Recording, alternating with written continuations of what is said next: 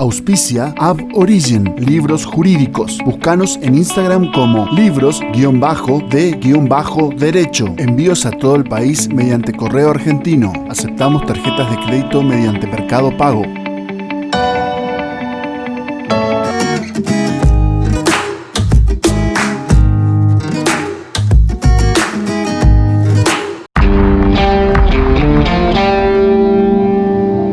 Vamos a comenzar hablando de lo que es el compliance, ¿sí? ¿Qué es esto que tantos abogados desconocemos? ¿Sí? Que es para un círculo muy chiquito, yo te cuento un caso que cuando yo estaba en tercer año de la carrera, en cuarto año de la carrera, vi compliance. Yo estudié en una facultad privada, una universidad privada, y no sabía en ningún lado compliance. Y yo dije, quiero hacer esto. Y la gente me decía, esto no existe acá en Argentina. Y bueno, sí existía y estoy trabajando de lo que yo alguna vez, hace muchísimos años atrás, dije voy a trabajar de esto. Así que eso como introducción.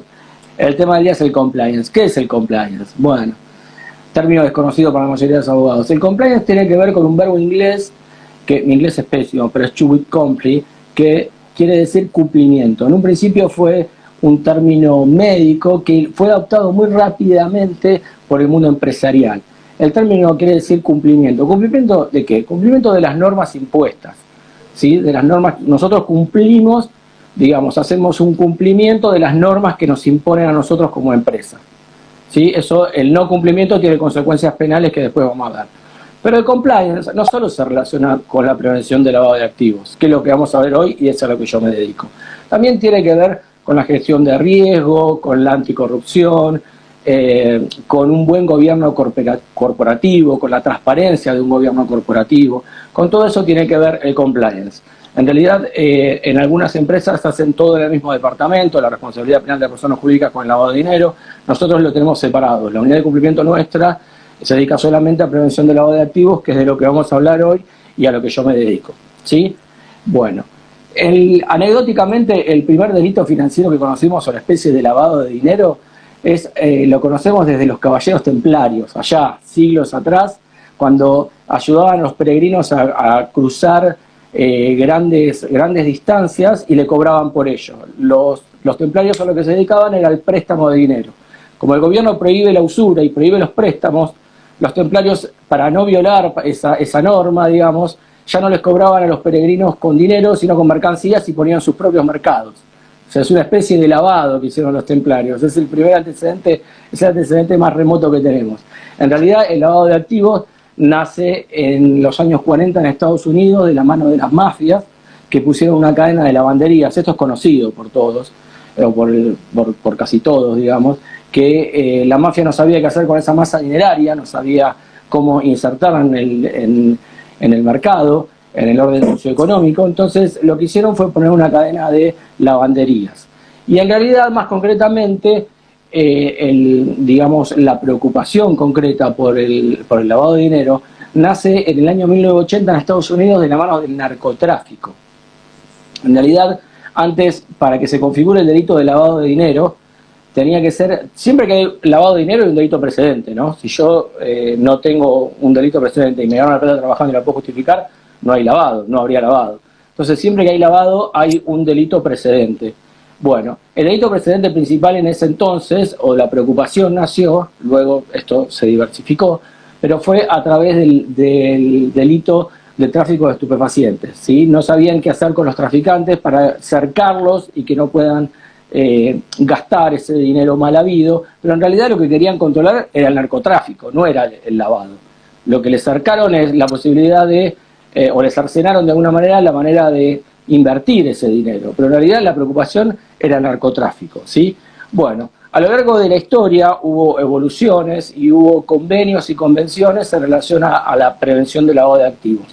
La primera normativa o convención o instrumento que se conoce en prevención del lavado de activos la tenemos en el año 1989, que es la Convención de Viena, ¿sí? Ese es el primer instrumento en lavado de dinero, en prevención del lavado de activos. Después, en el año 1989 se crea Gafi, ya vamos a ver lo que es Gafi. En el año 1999 tenemos la Convención de Nueva York, que tipifica el financiamiento del terrorismo, porque no solo es lavado de dinero, también es prevención de financiamiento del terrorismo, ¿sí? Después lo vamos a ver por qué. eso. Ujú. Pero básicamente eso surgió a partir del año 1999 con la Convención de Nueva York. Y en el año 2000 tenemos la Convención de Palermo que, digamos, separa el delito de narcotráfico que yo te había dicho antes con la prevención del lavado de dinero. Ya no solo se relaciona con el delito de narcotráfico, sino también con otros delitos precedentes. Básicamente vamos a explicar lo que son los distintos institutos en relación a la prevención del lavado de dinero, como es Gafi. El grupo, la habías escuchado nombrar, no sé si la gente la escuchó nombrar o no. La Gafi es el grupo de acción financiera que tiene su sede en París. De Gafi emanan todas las políticas y herramientas a implementarse en el resto del mundo. Y a su vez tiene subsedes. La que le corresponde a Argentina es Gafilat, que tiene una secretaría en Buenos Aires. Antes era Gavisud, porque era solamente para países de Sudamérica, luego se incorporaron los países de Latinoamérica, entonces se transformó en Gafilat. Y por debajo de Gafilat tenemos WIF, que es la Unión de Información Financiera conocida ya por todos. En cada país hay una WIF. Y como vos dijiste antes, Gafi tiene recomendaciones, las 40 recomendaciones que lanzó en el año 1989, que hoy, al día de hoy, esas 40 recomendaciones ya no son 40, sino son 240, ¿sí? Por las notas tipificantes, por los glosarios y demás. Se le sigue diciendo 40 recomendaciones por una cuestión de marketing, de costumbre, o como quieras llamarlo, pero en realidad hoy, hasta el año pasado por lo menos, este año no sé, eran 240, no sé si se habrá, no creo que haya habido mucho movimiento este año de Gafi, así que eran 240.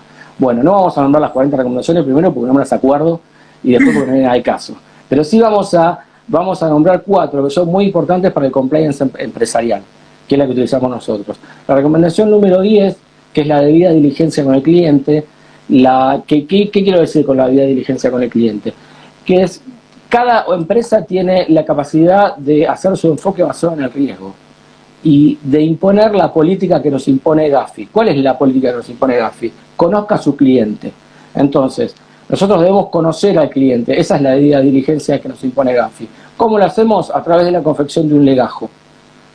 ¿Sí? Casi todas las empresas lo hacen igual, a través de la confección de un legajo. Esa es la debida diligencia que nos impone Gafi.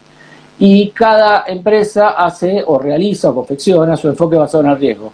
La empresa donde yo pertenezco tiene una diversificación enorme de servicios. El tema financiero es solo un poquito. Como vos sabés, Correo es enorme y tiene muchísimos servicios. Entonces, el enfoque basado en el riesgo para Correo es muy distinto al enfoque basado en el riesgo para una financiera, que tiene solamente negocios financieros en el medio. Entonces, a nosotros, quizás en Correo, 100.000 pesos nos hace ruido, y en un banco 100.000 pesos no es nada. ¿Me entendés? Eso es el enfoque basado en el riesgo que Gafi nos faculta para hacer y para decir, bueno, este es mi enfoque basado en el riesgo. Estas son mis alertas y bajo este parámetro de clientes es donde yo me muevo. La recomendación número 11, que es el mantenimiento de registros. ¿Cómo es? Cada departamento de compliance debe tener programas informáticos especiales y solamente dedicados a la prevención del lavado de activos, que básicamente nos marcan alertas, parámetros, base de datos y demás. Y el mantenimiento de registro debe ser tanto digital como físico. El físico debe ser, lo debemos tener por 10 años, ¿sí? Y el digital, bueno, está ahí, lo tenemos digital por tiempo indefinido. Ahora bien, lo que nos exige WIF es que es muy difícil realmente, es la renovación anual de ese legajo. Es muy difícil, nosotros tenemos millones de clientes y es muy difícil hacer una renovación anual, pero bueno, si son clientes importantes, más o menos se van haciendo, ¿sí? La recomendación número 12, que es la identificación de personas expuestas políticamente, ¿sí? Nosotros, básicamente, ¿cómo lo formalizamos nosotros? En el mismo legajo de cliente habitual, le preguntamos a la persona si es persona expuesta políticamente o no, y bueno, y a partir de ahí, si lo chequeamos con una base de datos que nosotros tenemos, y si la información es errónea, le damos nuevamente una información al cliente diciendo, ¿ratifica o rectifica información? Fíjese. Entonces, cuando nosotros ya sabemos que está mal, ¿sí? Como para dar una oportunidad que quizás se equivocó. Si no, eso se reporta también. Ahora bien, y la recomendación 20, que es el reporte de operación sospechosa, el ROS, el famoso ROS en compliance, que es lo que nos exime empresarialmente de la responsabilidad. Y sí, el ROS es el instrumento mediante el cual se denuncia a WIF una operación sospechosa. No cualquiera puede ir a WIF a denunciar una operación sospechosa. Ni siquiera cualquiera en la gerencia puede ir a denunciar a WIF. ¿Sí? Hay que tener una firma habilitada en WIF, donde te chequean que vos estás habilitado para realizar una denuncia y ahí denuncias a un cliente. La verdad que intentamos no denunciar si no estamos seguros. Imagínate que la investigación nuestra interna puede comenzar hoy y terminar en 6-7 meses, siguiendo todos los movimientos y todas las ramificaciones por las cuales el cliente fue realizando las operaciones. Y a partir de ahí sí denunciamos ante la Unidad de Información Financiera. Bueno, vamos a las listas GAFI, las famosas listas GAFI. GAFI tiene listas que las divide en lista gris y lista negra, y a su vez la lista negra se divide en nivel 1 y nivel 2.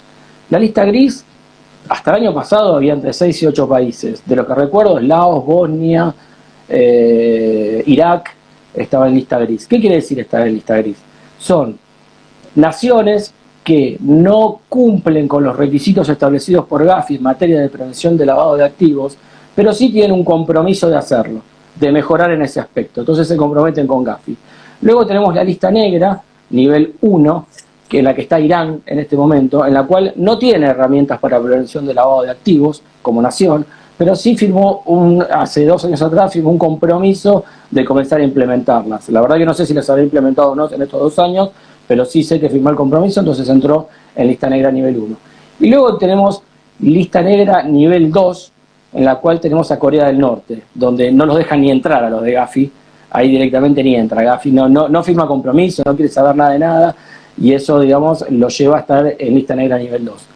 La gente se pregunta, ¿y a mí a mí como nación, de qué me sirve estar en lista gris, lista negra? ¿En qué me perjudica esto? Bueno, esto me perjudica en que no nos olvidemos que esto es un tema netamente político y que viene de las grandes potencias, ¿sí? Nosotros tenemos que tipificar, para que te des una idea, nosotros tenemos que tipificar la financiación del terrorismo. Acá hay terrorismo actualmente. ¿Cuántos años hace que no hay terrorismo? ¿La necesitamos realmente? No, pero sin embargo la tipificamos. ¿Por qué? Por una exigencia internacional. Bueno, acá pasa lo mismo. Lo que pasa, lo que impide estar en lista gris o lista negra es que las inversiones internacionales no lleguen o que no se radiquen en empresas internacionales. ¿Por qué? Porque la potencia le dice a vos, empresa y multinacional, no vayas ahí, porque ahí no tenemos control y vos quedás perjudicado en un tema de lavado de dinero, puedes llegar a quedar perjudicado. ¿Por qué? Acá, ¿cuál es el riesgo empresarial principal? Una multa de 10 millones de pesos para un banco no es nada. ¿Cuál es el riesgo principal? El riesgo principal es el reputacional. Es la reputación, que en una empresa se lava dinero. Eso no te lo sacás más de encima. Es una cuestión de marketing. Nosotros, digamos, hacemos el cumplimiento legal para que no nos pase eso, para que la empresa no pierda reputación, que es lo que muchas veces le pasa a los bancos. Entonces, vos te imaginás a McDonald's o a Coca-Cola, empresas impolutas, si llegan a estar ligados a un caso de prevención de lavado de activos, directamente sería la hecatombe para ellos, ¿sí? Entonces, el riesgo principal es el reputacional. Y el estar en lista GAFI, nivel gris o en la lista negra, impide que las inversiones del extranjero lleguen sin ningún impedimento. Para eso nada más. Nosotros, Argentina, estuvo en lista gris. A nosotros nos hicieron una auditoría y nos controlaron las 40 recomendaciones. De las 40 recomendaciones, te pregunto, ¿cuántas te pensás que incumplíamos en la primera auditoría? O le digo a la gente, ¿cuántas? Bueno, incumplíamos 36. Cumplíamos solamente con 4 recomendaciones GAFI. Aclaremos que las recomendaciones GAFI son órdenes. Se dice recomendación por un tema amigable nada más, pero son órdenes, las tenemos que cumplir. Entonces, de las 40 recomendaciones incumplíamos 36. Automáticamente entró a la lista gris, ¿sí? Y a partir de esas presiones es que se legisló en el año 2000 la ley 21.246, que es la de prevención de lavado de activos. Bueno, nos vamos a meter directamente en lo que es el delito de lavado de dinero. Vamos a explicarlo un poquito muy burdamente. A mí me gusta explicar al extremo y con ejemplos burdos para que se entiendan, ¿sí? El delito de lavado de dinero tiene 3 etapas, ¿sí? Una es la colocación, otra es la estructuración y la tercera etapa, que es la integración. La colocación es, hay un delito precedente, fruto de ese delito, supongamos, tengo para lavar, vamos a una cifra irrisoria para que se entienda, 10 millones de pesos, nada. Tengo que lavar 10 millones de pesos, nada más. ¿Qué hago? coloco barberías por todo Buenos Aires, ¿sí? Eso es la colocación.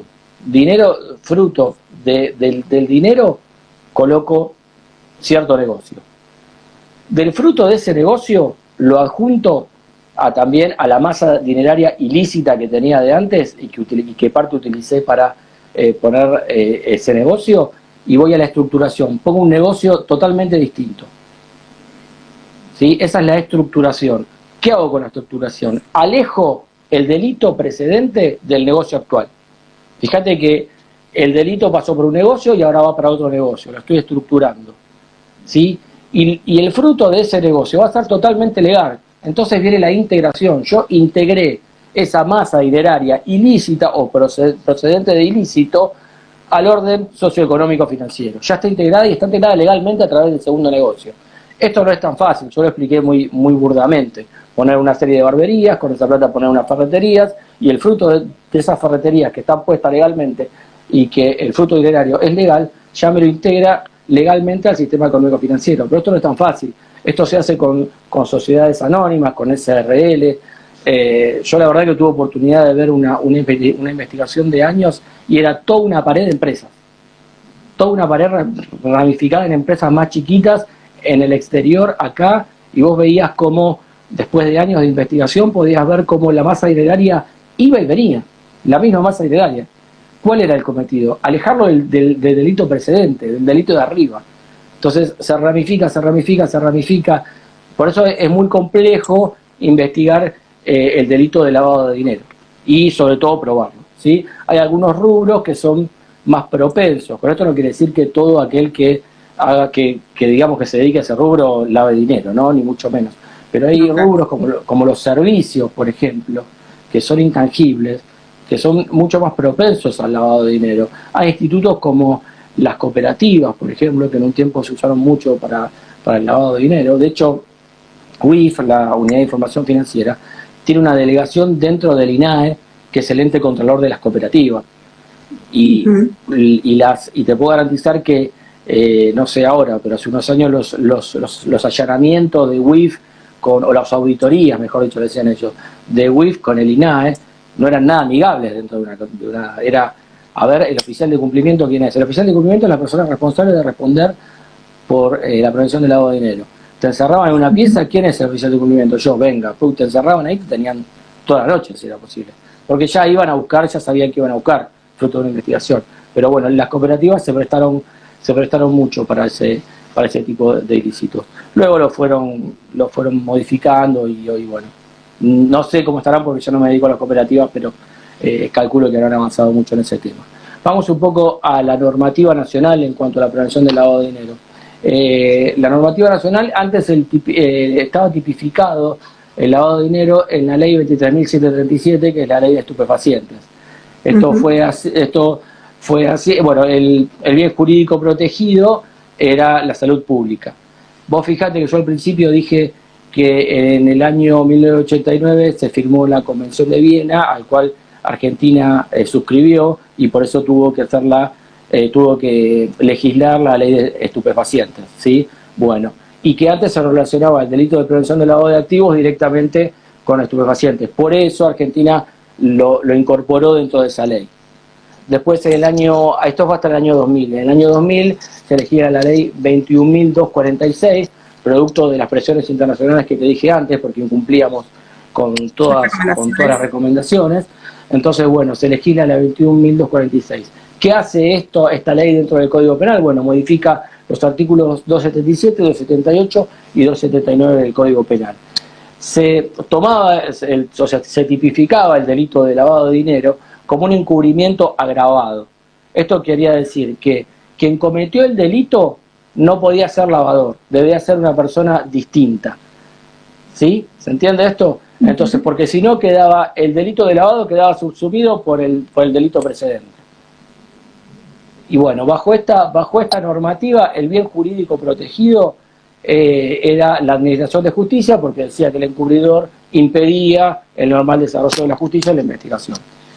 Luego viene la 26.683, que es una normativa del 2011, que es muy importante, que deroga el 278 del Código Penal, modifica el 279 e incorpora 3 artículos, el 303, el 304 y el 305. El 303 lo que hace es reprimir el autolavado. Esto quiere decir que ya cambió con respecto a la normativa anterior, en la cual antes debería ser una persona diferente el lavador del delito precedente. Hoy no, hoy se toma el delito y se toma el lavado como un delito autónomo. Luego tenemos el artículo 304, en el cual habla de la responsabilidad penal de las personas jurídicas. Recordemos que esto es del año 2011 y en el año 2018 se legisló la ley de responsabilidad penal de las personas jurídicas, la 27.401, que es una ley muy importante. Si vamos estrictamente al derecho penal, hay muchos penalistas que están en contra, porque como una persona jurídica puede tener responsabilidad penal, eso es otro tema para otro vivo. Yo tengo escrito sobre el tema también, si nos adherimos estrictamente al tema penal. Pero bueno, en el 2018 se legisla esta ley. Pero bueno, en su momento, el 305 hablaba de la responsabilidad penal de la persona jurídica. Y el 306 es el que faculta, el artículo del Código Penal que faculta al juez a tomar una cautelar para el decomiso anticipado ante sospecha de prevención del lavado de dinero. También otra discusión para los penalistas, a ver si esto es constitucional o no, el decomiso anticipado y demás. Pero lo que pasaba realmente era que en la investigación del proceso se diluían todos los bienes, se fumaban todos los bienes y no tenía sentido condenar a alguien con respecto al lavado de dinero cuando no tenía bienes. Bueno, lo que hace este artículo es el decomiso anticipado. Bajo esta normativa y actualmente el bien jurídico protegido es el orden socioeconómico, el orden económico financiero, ¿sí? Ahora, el 303, y ahí hay otra discusión en la cual yo también tengo escrito, si nos adherimos a la teoría estrictamente penal, en la cual el 303, entre otras cosas, dice que la tipificación del lavado de dinero debe ser a partir de los 300.000 pesos. Si nosotros adherimos a la teoría del bien jurídico, para que haya delito tiene que haber una lesión al bien jurídico protegido. ¿Es así o no es así? Ahora, yo te pregunto, ¿300.000 pesos puede lesionar el orden económico financiero de un país? Bueno, a criterio del legislador pareciera que sí. Bueno, pero bueno, primero quedó esa tipificación quedó del 2011, primero. O sea, cuando 300.000 pesos era plata. Pero aún así, yo hablé con muchos jueces en las diplomaturas y en distintos ámbitos, y ellos me decían que aunque no llegue a los 300.000 pesos, directamente se lo tipificaba igual. Cuando no llegaban a los 300.000 pesos. Una cosa rarísima.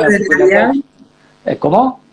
¿Y el principio de legalidad? Bueno, hablamos de todo eso también, del principio de legalidad, pero bueno, se ve que no tenían otra alternativa para investigar y demás, o para llegar a inculpar a alguien.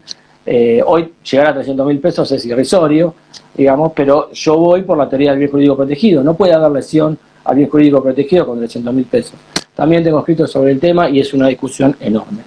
Bueno, vamos a casos. A ver, te cuento que acaba de ser multado hace una semana el Banco Itaú de la República de los Hermanos Paraguayos de Paraguay en $9.600.000 por no implementar suficientes medidas en materia de prevención del lavado de activos. ¿Multado por quién? Multado por la UIS de allá. Por la UIS de allá. Claro, por Paraguay. Cada país, cada nación tiene su UIF, que se encarga de sus sujetos obligados. Los sujetos obligados están en el artículo 20 de la ley 21.246.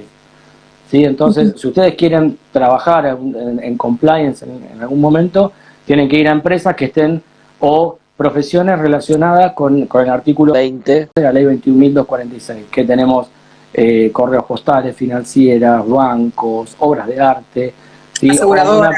Aseguradoras, claro.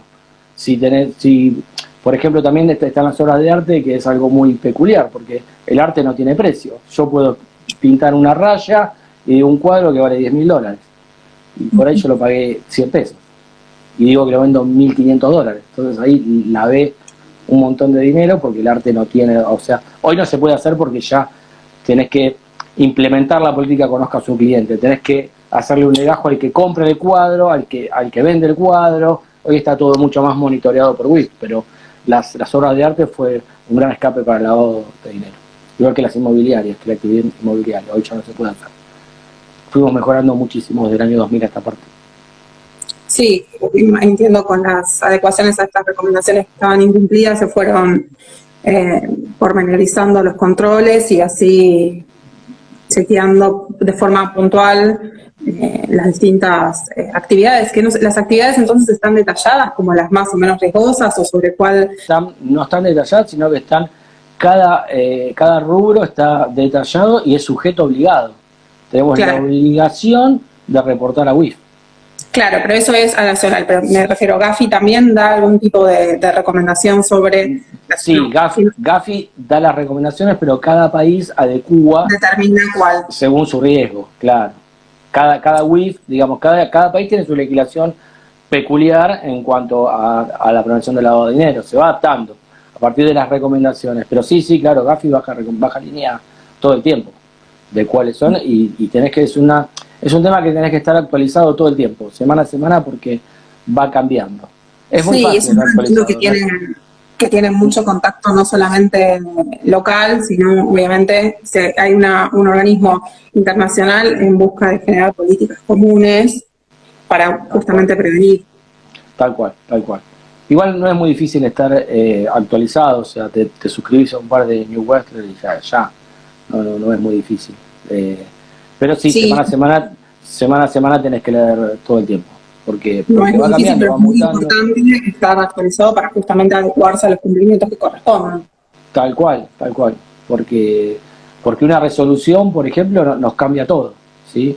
Ahí hay otra discusión, si una reso, por ejemplo, Banco Central manda resos todo el tiempo, ¿sí? Sí. A ver, si una resolución te puede modificar una ley. Claro. ¿Entendés? Ahí hay otra discusión desde el punto de vista jurídico, porque una resolución hoy, si no, habría que cambiar la ley todo el tiempo. Entonces, lo que hacen es mandan resoluciones como para modificar esos espacios en blanco que quedaron en la ley. Ahora, ¿una reso te puede modificar una ley? Esa es la pregunta, desde el punto de vista netamente jurídico. Tiene baches, digamos, que se pueden atacar desde el punto de vista netamente jurídico. Pero bueno, pero reso hay todo el tiempo, resoluciones hay todo el tiempo. Tanto, o sea, sobre todo de WIF. Sí.